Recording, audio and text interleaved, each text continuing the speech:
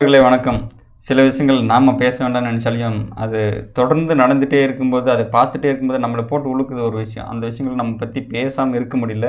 உங்களுக்கு தெரியும் இப்போ ரீசென்ட்டான நம்ம தமிழ்நாட்டில திருத்தணியில வந்து ரயில்ல பயணம் செஞ்ச இந்தி வடக்கு சேர்ந்தவனுடைய ஒரு நிலைமை என்ன அப்படிங்கிறது. தமிழ் நபர்கள் வந்து ஒரு 4 பேரு கஞ்சா போதையில ஒரு கேவலமான விஷயம் என்னன்னா, கஞ்சா போதையில குடி போதையோ மற்றதோ இல்ல. அத விட எக்ஸ்ட்ராஆர்டினரியா போயிட்டாங்க. கஞ்சா போதையில சின்ன வயசு ஒரு 17 வயசுக்கு கீழ இருக்கிறவங்க. அது குறிப்பிட்டு 17 சொல்லியிருக்கிறாங்க. அது கம்மியாவும் இருந்திருக்கலாம். அத நான் பார்க்கல. ஆனா, அந்த வயசுல இருக்கிறவங்களுக்கு கஞ்சா அவ்வளோ புழக்கத்தில வர்றது, கையில ஆயுதத்தோட ஒருத்தன மிரட்டி ரீல்ஸ் எடுத்து அத வந்து Instagramல கூட போட்டுக்கிறாங்க. அது எல்லாருக்கும் தெரிஞ்ச விஷயம். இப்போ ரீசென்ட்டா நியூஸ் போயிட்டுருக்குது. இருந்தாலும் அது மாதிரி இன்னும் எவ்வளவோ விஷயங்கள் நடந்து கொண்டிருக்குது. இன்னைக்கு அந்த விஷயங்கள் நம்ம எடுத்துக்க வேண்டிய விஷயம் என்ன? அப்படிங்கிறத நம்ம பார்க்க போறோம். நண்பர்களே, நம்ம திருத்தணியில் நடந்தது போல, என்னுடைய லைஃப்ல சில இன்சிடென்ட்ஸ் இருக்குது. உங்களுக்கு அதையும் நான் ஷேர் பண்ண நினைக்கிறேன். அண்ட் திருத்தணி இஷ்யூல இப்போ அந்த பாதிக்கப்பட்ட நபர் சுராஜ்ன்றவனே வெளியே அவனுடைய மாநிலத்துக்கு சொந்த ஊருக்கு அனுப்பிட்டாங்க. இது யாரு காவல்துறையோ, தமிழக அரசாங்கமோ ஏதோ சம்திங் நடந்திருக்குது உள்ள. அந்த விஷயங்கள் மொத்தத்தையும் நடக்காத மாரி மூடிட்டாங்க. இருந்தாலும் இது மாதிரி நேத்து ஒரு இன்சிடென்ட் நடந்திருக்குது. யாரோ ஒருத்தன் பைக்கில் போயிட்டுருக்கிறான். ஒரு கட்சியை சார்ந்த நபர் ஒருத்தர் என்ன பண்ணுறாரு, காரில் பயணம் செஞ்சுட்ருக்கிறாங்க. காரில் பயணம் செஞ்சுட்ருக்கும்போது வேணும்னே வந்துட்டு இடிச்சிட்டு போகிறான். அவங்களுடைய வேலையை முடிச்சுட்டு வண்டி ரோட்டில் போயிட்டுருக்குறாங்க. அவன் வேணும்னே வந்து இடிச்சிட்டு போகிறான். இடிச்சிட்டு போனோடனே பார்த்து போப்பான்னு கேட்டதுக்கு குறுக்க வண்டி நிறுத்தி கத்தி எடுத்து வெட்டி அந்த நபரையும் வெட்டியிருக்கிறாங்க. இதை வந்து போலீஸ்கார் வந்ததும் என்ன பண்ணுறாங்கன்னா, அவனே தடுக்கல, அவனே கேஸ் போடல. இவங்களே நீங்கள் போங்க அப்படின்னு அப்ரூவ் படுத்துகிறாங்க. இதோட ரீல்ஸ் இப்போ ஓடிட்டுருக்குது ரொம்ப ட்ரெண்டிங்கில். எத்தனை பேருக்கு தெரியும்னு தெரியல. இது இங்கே நடந்த இன்சிடெண்ட்டு. இன்னும் நிறைய இன்சிடெண்ட் எல்லா பக்கமும் நடந்துகிட்டே இருக்குது. இதுக்கெல்லாம் அடிப்படை காரணம் ஒரே விஷயந்தான் போலீஸோ அரசாங்கமோ வைக்குது. போதைப் பொருள் புழக்கம், கஞ்சா போதை புழக்கம், மது போதை புழக்கம் அப்படின்னு சொல்லிட்டு. எனக்கு நடந்த சின்ன விஷயங்கள் நான் ஷேர் பண்ண நினைக்கிறேன் நண்பர்களே. 2022 நினைக்கிறேன். ஐ திங்க் தீபாவளி சமயம். அப்போ வந்து ஊரில் தெரியும் இல்லையா, சும்மா இருக்க மாட்டாங்க, ஃபங்க்ஷன் வந்துட்டு ஏதோ ஒரு சின்ன சண்டைகள் நடக்கும். அப்போது ஒரு சின்ன நிலப்பிரச்சனை நடந்துட்டுருக்குது அந்த ஊரில். அப்போ நான் அந்த சமயத்தில் ஒரு 2 பேர் ட்ராப் பண்ண போகணும். போயிட்டுருக்கிறப்போ என்ன பண்ணுறாங்க அப்படின்னா, ஒரு 2 பேருக்குள்ளே வாய்க்கால் பிரச்சனை. அதில் வந்து எல்லோரும் 2 தரப்புமே குடிச்சிருக்கிறாங்க. ஃபுல் அண்ட் ஃபுல்லாக 2 தரப்புமே வந்து குடிச்சிருக்காங்க. 2022 சமயத்தில் நடந்தது.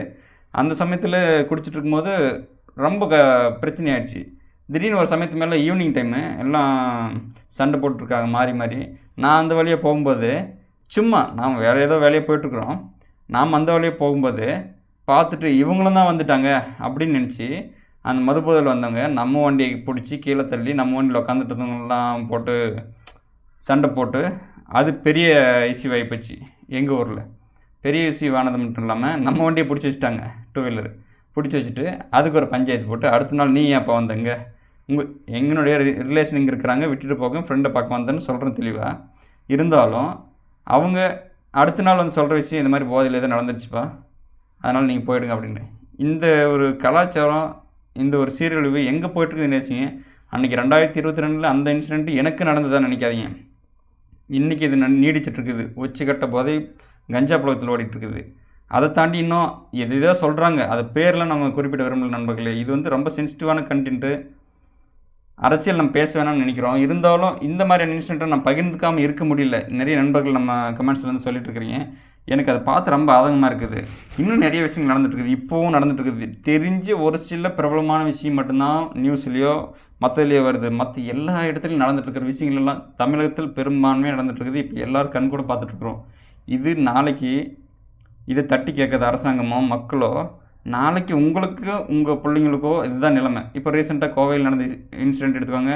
அங்கே நடந்தது ஒரு 3 நபர்கள். அவங்க வயசு எவ்வளோ, 17, 18க்கு உள்ளார. இதெல்லாம் வந்து ரொம்ப மோசமான நிகழ்வு. 17, 18க்கு உள்ளார ஒரு பொண்ணு வந்து பாலியல் வன்கொடுமை செய்கிறாங்க. காருக்குள்ளே இருந்த தன்னுடைய ப்ரைவேட் டைம் ஸ்பெண்ட் பண்ணுற நேரத்தில், அந்த நேரத்தில் ஒரு அறிவால் தாக்கப்பட்டு கஞ்சா போதையில் இருந்தவங்க, குடி போதையில் இருந்தவங்க பண்ணுறாங்க அப்படின்னா, அந்த சீரழிவு எங்கே போயிட்டுருக்குது பாருங்கள். சின்ன வயசில் பெரிய வயசு சின்ன வயசு வித்தியாசம் இல்லை. இதோட புழக்கம் அவங்க வரைக்கும் நீடிக்கிற வரைக்கும் போகுது அப்படின்னா எவ்வளோ ஒரு மோசமான நிகழ்வு.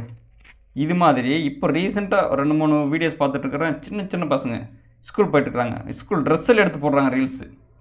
இதெல்லாம் இந்த அரசாங்கம் பார்த்துட்டு என்ன செஞ்சுட்டு இருக்குதுன்னு தெரியல. எல்லா அரசாங்கமும் தான் குற்றத்துக்கு உள்ளானது. எல்லா மக்களும் நம்ம உள்பட ஒரு விஷயம் நடக்குது அப்படின்னா பார்த்து அது தட்டி கேட்காம அந்த இடத்த தாண்டி போகிறது நம்மளுடைய குற்றமும் தான். அதுதான் நீடித்து இன்றைக்கி பெரிய லெவலில் நிற்கிது. ஒருத்தன் தப்பு செய்கிறான்னா அவனுக்கு கூட்டு போய் போலீஸ் ஸ்டேஷன் வந்து நிற்க வைக்கிறது நம்மளுடைய கடமை. அந்த போலீஸ் ஸ்டேஷன் அதை சரியாக எடுத்து நடத்தணும். அது போலீஸ்காரரோட கடமை. போலீஸ் ஸ்டேஷனில் நடத்துனது மட்டும் இல்லாமல் அவனுக்கு சரியான தண்டனை கொடுக்குறது ஜுடிஷியரியோட சிஸ்டம். இது எல்லாம் சரியாக நடந்தால் மட்டும்தான் இந்த சமூகம் இன்னும் சரியாக நடக்கும். இதில் எங்கேயோ அடிப்படையில் மிஸ்டேக் நடந்துன்னா எல்லா இடத்துலையும் மிஸ்டேக் நடக்குது. இதுக்கு முதல் காரணம் நம்ம இடத்துல தான் இருக்குதுன்னு நான் நினைக்கிறேன் நண்பர்களே.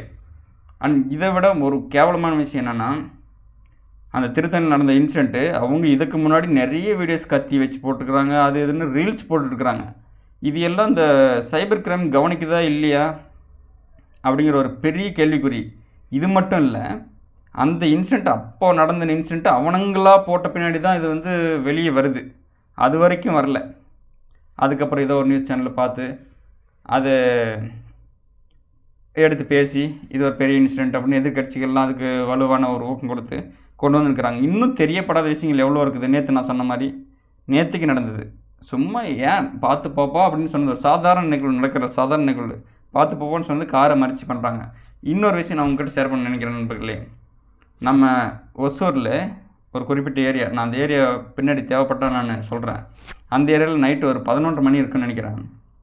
சின்ன சின்ன பசங்க எல்லாருமே வந்து ஒரு மாதிரி அந்த இப்போ சொல்லிக்கோங்க இல்லைங்களா, அது ஏதோ பேர் சொல்கிறாங்க, அதெல்லாம் நான் கொச்சிப்படுத்த அந்த ரீசன்ட் பசங்க அந்த பசங்க வந்து சிகரெட் பிடிச்சிட்டு வந்துட்டுருக்குறாங்க சும்மா அசால்ட்டாக. நான் அந்த இடத்துல வேலையாக நம்ம கன்ஸ்ட்ரக்ஷன் ஒர்க் சம்மந்தப்பட்ட வேலையை நான் பார்த்துட்டு இருந்தேன். அப்போ வந்து நைட்லேருந்து செங்கல் லோடு வந்தது இறக்கி வைக்கிறதுக்கு நான் பார்த்துக்கிறதுக்காக போயிருந்தேன். அப்போது வண்டியில் சாஞ்சிட்டு நான் உட்காந்துட்டு ஃபோன் பேசிகிட்டு இருக்கிறேன். ஃபோன் பேசிகிட்டு இருக்கும்போது அந்த வழியாக வந்த ஒரு 3 பசங்க என்ன ஏதுன்னு கேட்குறாங்க. என்ன ஏது மீன்ஸ்னால் சும்மா எதையுமே கேட்கல. நீ எந்த ஊருன்னு கேட்குறாங்க. வண்டி நம்பர் ரெஜிஸ்ட்ரேஷனும் வேறு. நான் தருமபுரி இல்லையா, ஒசூரில் இருக்கேன். வண்டி ரெஜிஸ்ட்ரேஷன் நம்பர் வேறு. எந்த ஊருன்னு கேட்டாங்க. உங்களுக்கு எதுக்கு சொல்லணும் அப்படின்றான். அவனுக்கு குடிச்சிட்டு இருக்கும்போதே அந்த இடத்துல நடந்த நிகழ்வு அந்த வீட்டு முன்னாடி, இது எங்கேயோ நடக்கலை, வீதிக்குள்ளே சென்ட்ரலில் ஒரு தெருவுக்குள்ளே நடந்துட்டு இருக்குது. இது டவுன்லேயே, ரொம்ப பெரிய டவுனில் இது பெரிய இஷ்யூவாக நடக்க வேண்டிய விஷயம். இது எனக்கு மட்டும் இல்லை, நிறைய நடந்துட்டுருக்குது. அந்த ஊருக்குள்ளே தேவைப்படும் போது நான் கண்டிப்பாக அது சொல்லுவேன் ஒரு நாளுக்கு. எனக்கு ஞாபகம் இருந்துகிட்டே இருக்குது. எனக்கு பாதிக்கப்பட்டதுனால இல்லை, இது மாதிரி எல்லா ஏரியாவில். சேலத்தில் ஒரு இன்சிடென்ட்டு எனக்கு இல்லை, நிறைய இப்போ நடந்துட்டுருக்குது. நியூஸில் பாருங்கள் தெரியும். பேக்கப் நண்பர்களே, சேலத்தில் நடந்துட்டுருக்குது, நம்ம மதுரை சைடு நடந்துட்டுருக்குது. ஏன் நம்ம அந்த சென்னை இன்னர் ஏதோ ஒரு பிளேஸ் சம்திங் நான் சொல்கிறேன் நண்பர்களே, அப்டேட் பண்ணுறேன். அந்த ஏரியாவில் நடந்துட்டுருக்குது. இதையெல்லாம் பார்க்கும்போது ரொம்ப ஒரு கேவலமான ஒரு மனநிலை. எல்லா இடத்துலையுமே மிஸ்டேக் இருக்குது தான் நான் நினைக்கிறேன். போலீஸ் உள்பட, மக்கள் உள்பட, நம்ம உள்பட, பார்த்துட்டு இருக்கிற நீங்கள் உள்பட அந்த விஷயங்களில் சின்னதுலேருந்தே நம்ம கிள்ளி எறியாமல் விட்டது தான் இதனுடைய விளைவுன்னு நான் நினைக்கிறேன். ஒருத்தன் போதைப் பொருள் யூஸ் பண்ணுறான்னு தெரிஞ்சு அவனை வந்து சமூகத்தில் தனிப்பட்ட முறையில் வைக்கணுங்கிறது என்னுடைய தனிப்பட்ட கருத்தாக இருக்குது. உங்களுடைய கருத்து என்னன்னு நீங்கள் சொல்லுங்கள். ஆனால் ஒருத்தன் இன்றைக்கி ஒரு காலத்தில் நம்ம எடுத்து பார்த்தோம்னா, போதைப்பொருள் பயன்பாட்டாளர் பார்த்தோம்னா 100ல் 1 தான் இருக்குது. அவனை மதிக்க விட மாட்டாங்க, யாரும் தனிப்பட்ட முறையில் இருப்பாங்க. இன்றைக்கி சிஸ்டம் எப்படி மாறி போச்சு அப்படின்னா, எவன் குடிக்காமல் இருக்கானோ அவனே வந்து ஒரு தனிப்பட்ட முறையில் பார்க்குறாங்க. இந்த நிலை சமூகம் வந்து நீடிச்சு அப்படின்னா சமூகமாக இருக்காது, ஒழுக்கமாக இருக்காது. இது எங்கேயோ போய் முடிஞ்சிடும். அந்த நிலை தள்ளப்பட வேண்டாம் நண்பர்களே. இன்னும் நான் நிறைய இதை பற்றி பேசணும் அப்படின்னா நீங்கள் கமெண்ட் சொல்லுங்கள். நான் நிறைய உள்ளுக்குள்ளே ஒரு ஆதங்கத்தில் தான் இந்த வீடியோவை நான் எடுத்துகிட்ருக்கிறேன். என்ன பேசலாம் அப்படிங்கிறத நீங்கள் சொல்லுங்கள், நான் கண்டிப்பாக பேசுகிறேன். நண்பர்களை இதை சொன்னதுனால தான் நான் அந்த கண்டென்ட்டை ரொம்ப ஆவேசமாக பேசினேன். அந்த இன்சிடெண்ட்டில் பார்த்துட்டு நமக்கு நடந்தது கூட நான் கன்வெர்ட் பண்ணிக்கிறேன். உங்களுக்கும் கண்டிப்பாக நடந்திருக்கும். ஆனால் அதையெல்லாம் நம்ம தட்டி கேட்காம விட்டது தான் அதனுடைய விளைவுகள். நீங்கள் இன்றைக்கி எங்கேயோ வந்து நிற்கிது. 17-18 வயசு பையன் செய்கிறான் அப்படின்னா அவன் எடுத்த உடனே கத்தி பேசுகிற அளவுக்கு வரல. பின்புலத்தில் வேறு எங்கேயோ மிஸ்டேக் நடந்திருக்குது. அதையெல்லாம் நம்ம சரி பண்ணணும் நண்பர்களே. நம்மளேருந்து ஆரம்பிக்கட்டும். நம்ம என்ன செய்யலான்னு சொல்லுங்கள். இந்த மாதிரி வீடியோஸு இதை பற்றி நம்ம அவேர்னஸ் வீடியோஸ் கொடுக்கணுமா என்னன்றதை நீங்கள் சொல்லுங்கள் நண்பர்களே. நாளைக்கு இன்னொரு பக்கம் லவ் நண்பர்களே.